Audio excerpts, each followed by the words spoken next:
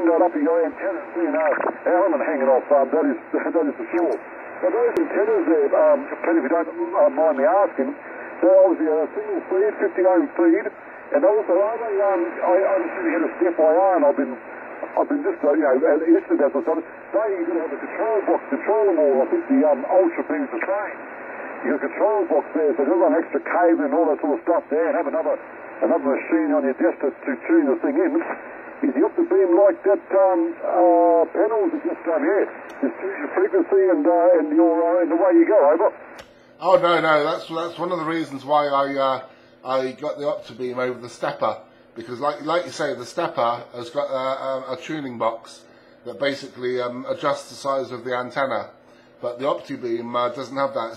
It's completely. That's why it's got so many elements, because it needs the elements for all the different bands, and I think that's one of the advantages, because I don't want to knock a stepper. I wouldn't knock it, because they're very good antennas, but it's inevitable at some stage one of the motors will pack up, and they're quite expensive to replace.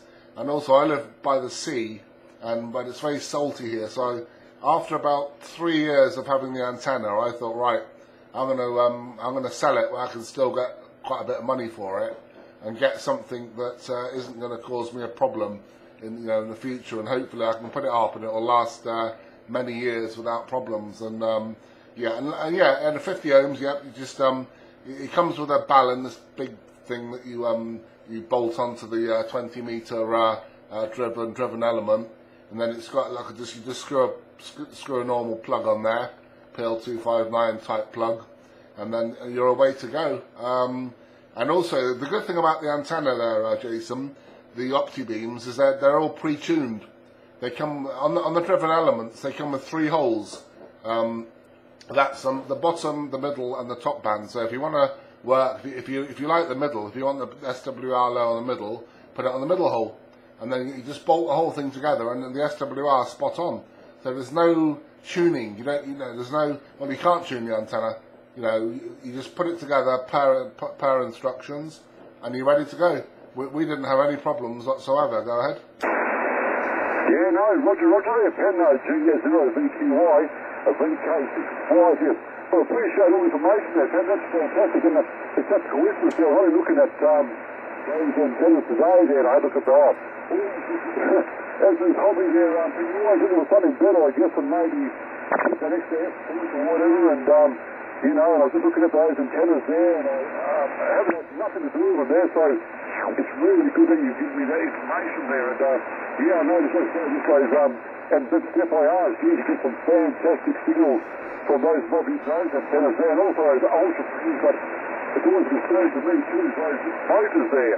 If that stuff's up there, we've got to try and get bits and pieces and repair them all up there, and I reckon the antenna you've got there, Pen, just bolt together, and apart from the use them every now and then, you don't have to worry about it too much. And also, Pen, understand that living coast to coast with the corrosion and all that sort of stuff there, I suppose that's a big thing as well. I mean, that'll certainly cause dramas with when it reacts with all the materials, I guess, there, oxidization and all that stuff that you've got to worry about. I suppose you can buy stuff for it now, I guess, Pen, at G0VQY, VK6YTS.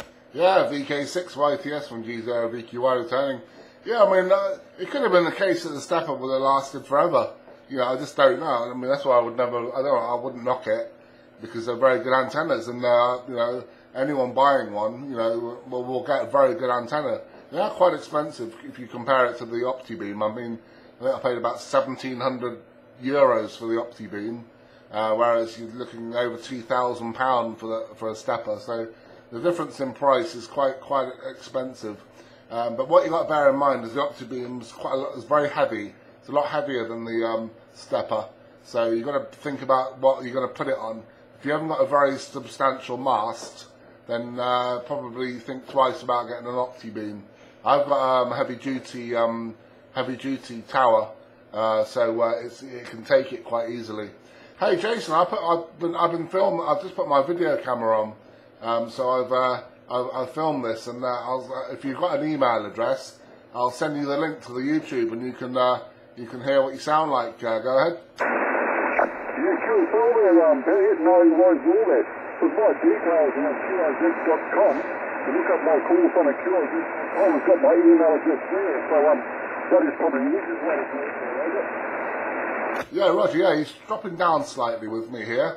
But yeah, I'll do that. I've been recording it for the last few minutes, and I'll drop that, and you can see coming over the name. Hey, tell me, are you using you're using an ICOM? Have you got the preamp on or off, over? Okay, yes, I've got using the ICOM, the IC746 Pro, and I've got the preamp off. Got the preamp off, over. Oh right, I see now. Yeah.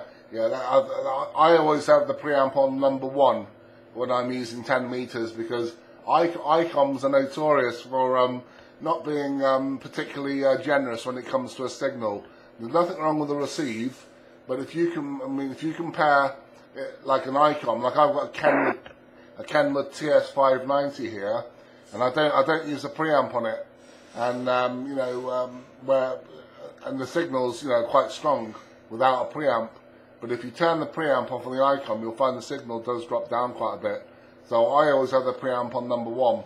But I think that's probably why my signal's not quite as strong. Go ahead.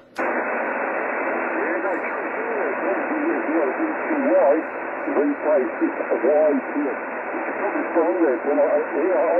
I didn't turn the preamp on when I need it, but as soon as it's going to be there, and I